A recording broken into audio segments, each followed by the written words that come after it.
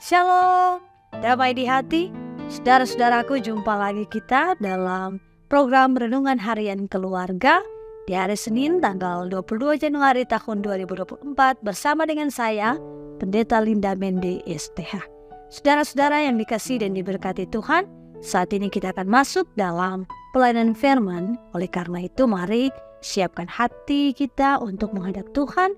Kita meminta tuntunan Tuhan untuk menuntun kita dalam membaca dan merenungkan akan firman Tuhan di saat ini. Mari berdoa. Tuhan Yesus, Allah yang begitu baik, Allah yang telah menganugerahkan nafas hidup bagi setiap kami, Allah yang telah menganugerahkan kebaikan-kebaikan yang luar biasa dalam karya penyelamatannya dalam kehidupan kami setiap umat manusia. Di saat ini kami bersyukur karena kami boleh mengawali lagi berbagai kegiatan aktivitas kami dengan datang dalam bersekutu, beribadah kepada Tuhan. Oleh karena itulah saat ini kami rindu untuk mendengar akan firman-Mu, supaya kehidupan kami memiliki arah dan tujuan, dan tentunya kehidupan kami akan berbuah menjadi berkat bagi banyak orang. Dan oleh karena itu kami membutuhkan firman-Mu, dan biar kiranya roh hikmat daripada-Mu yang akan menuntun kami, supaya kami mengerti dan memahami firman, bahkan juga akan melakukan firman itu dalam kehidupan kami setiap hari.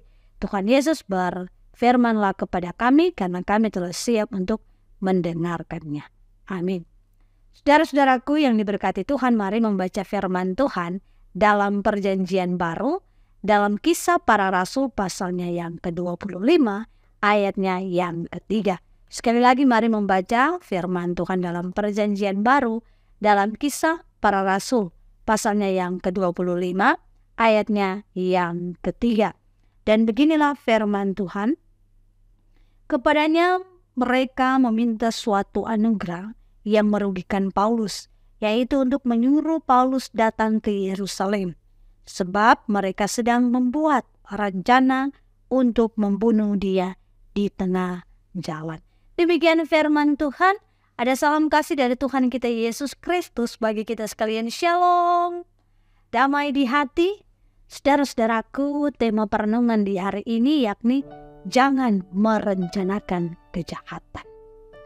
Nah, dalam perjalanan kehidupan sebagai manusia, ketika kita menaruh kebencian, ketika kita menaruh dendam dan amarah terhadap seseorang, dan itu membuat kita ada dalam situasi dan keadaan yang tidak menjadi berkat atau tidak membawa damai dan sukacita, maka di dalam hati kita akan terus ada aura-aura atau situasi-situasi pikiran-pikiran yang tidak baik. Kebencian, amarah, dan dendam, ketika itu tidak pernah hilang daripada hati kita, ketika kita tidak melepaskan semuanya itu daripada hati kita, maka itu akan membuahkan sesuatu yang tidak baik dalam kehidupan kita. Bahkan hal-hal yang demikian pun dapat merusak diri kita sendiri dan juga merusak kehidupan orang lain yang ada di sekitar kita. Mengapa demikian, saudara-saudaraku? Sebab kebencian, dendam, amarah yang berlarut-larut pasti akan membawa dampak negatif, dampak buruk dalam tubuh kita, dan dapat menjerumuskan seseorang untuk berbuat jahat terhadap diri sendiri dan juga orang lain.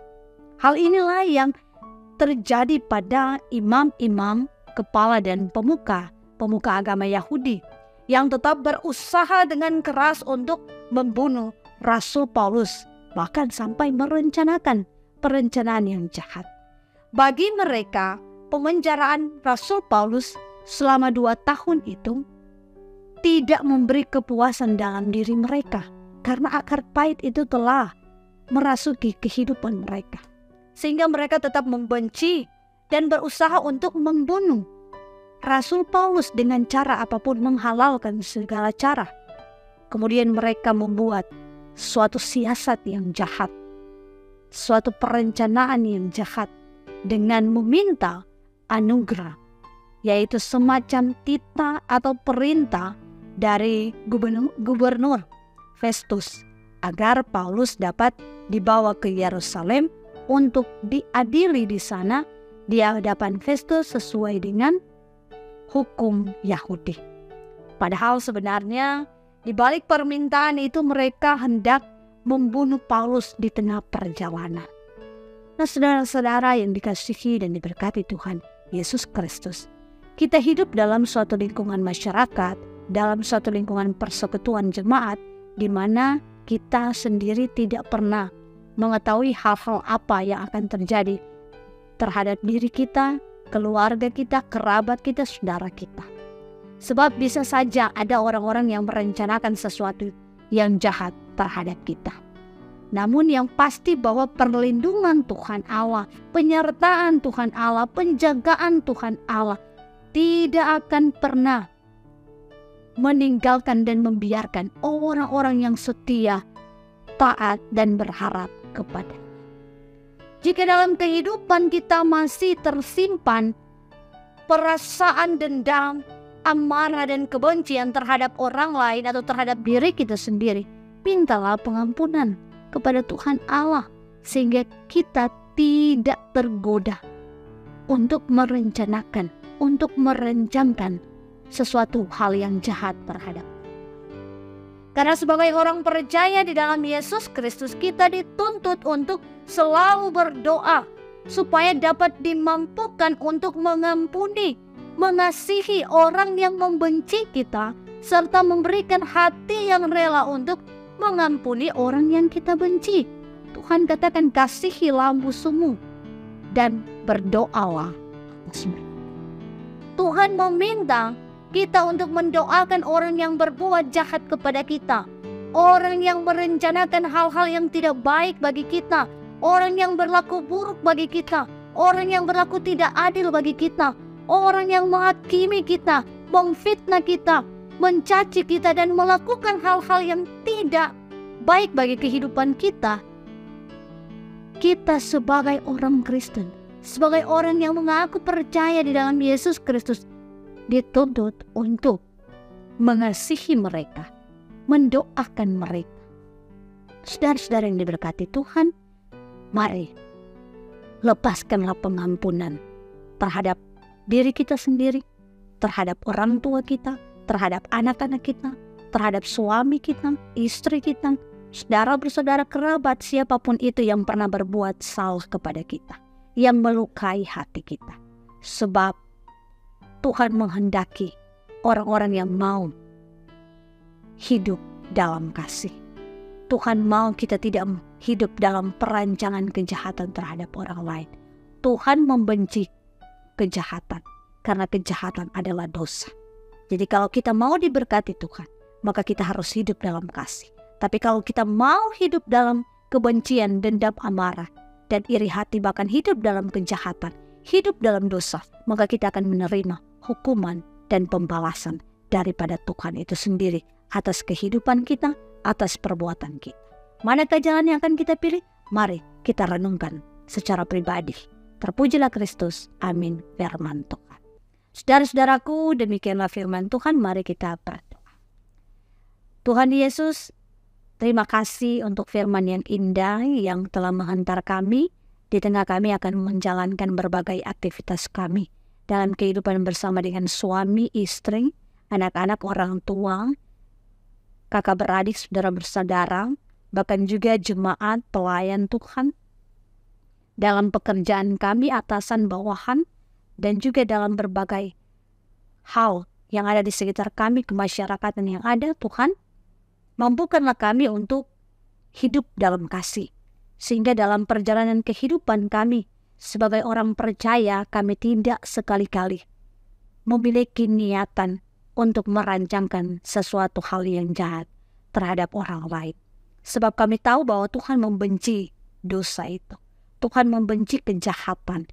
Tetapi Tuhan mengindahkan kasih itu hadir dalam kehidupan kami. Ubahkanlah hati kami Tuhan, kami yang saat ini dalam pergumulan, kami yang saat ini dalam sakit, kami yang saat ini dalam kekecewaan, kami yang saat ini sedang merasakan pergumulan kehidupan, Tuhan tolong kami. Ubahkan hati kami, sebab hati yang gembira adalah obat. Sehingga kami percaya hati yang diberkati Tuhan, hati yang memiliki keikhlasan dan ketulusan dalam mengasihi Tuhan, maka itu juga yang akan kami berlakukan dalam kehidupan kami kepada orang-orang di sekitar kami. Tuhan Yesus, saat ini kami berdoa untuk gerejamu, gereja Masehi, Injili di Minahasa. Berkati mereka, para badan pekerja majelis jemaat yang ada di Jemaat Gemi Maranatha Selatan, pelayanan mereka bersama dengan pelayan khusus, bahkan juga jemaat yang ada di Jemaat Gemi Maranatha Selatan dari kolom 1 sampai kolom 27. Dari anak-anak, remaja, pemuda, bapak, ibu, sampai kepada orang tua kami lansia. Tuhan berkati harapan kerinduan kami. Tuhan berkati juga semua yang menyaksikan tayangan Renungan Harian Keluarga ini. Tuhan menolong kami, Tuhan menguatkan dan meneguhkan iman percaya kami. Maka apa yang kami kerjakan, apa yang kami lakukan, itu kami lakukan untuk kemuliaan nama Tuhan. Bahkan juga Tuhan Yesus berdoa kami untuk semua talent yang memberi di dalam kepelayanan melalui Renungan Harian Keluarga ini. Diberkati Tuhan juga mereka selalu dalam kepelayanan yang ada. Tim multimedia yang ada juga disertai mereka, keahlian, kreativitas, inovatif yang ada dalam kehidupan mereka, dalam diri mereka, kiranya itu semakin dieksplor dan juga tentunya boleh menjadi berkat bagi gerejamu. Tuhan berkati seluruh aktivitas kami, tanggung jawab kami di sepanjang hari ini, pekerjaan kami, pendidikan kami, harapan cita-cita kami serahkan ke dalam tangan-Mu yang penuh kasih. Dalam nama Yesus Tuhan dan Juru Selamat, kami berdoa dan bermohon kepadamu. Amin. Saudara-saudaraku, demikianlah Renungan Harian Keluarga di saat ini. Semoga firman yang disampaikan boleh menguatkan, meneguhkan iman percaya saudara-saudara, yang lemah dikuatkan, yang berduka dihibur, dan juga yang sakit disembuhkan, dan kita selalu percaya pada rancangan Tuhan. Bahkan juga kita boleh jadi berkat bagi banyak orang. Dan tentunya jangan lupa untuk di-like, di-komen, dan di-share setiap tayangan-tayangan atau video-video yang ada di channel YouTube Jemaat Gemi Maranatha Selatan, sehingga melalui kita banyak orang yang terberkati. Tuhan memberkati. Shalom, damai, diam.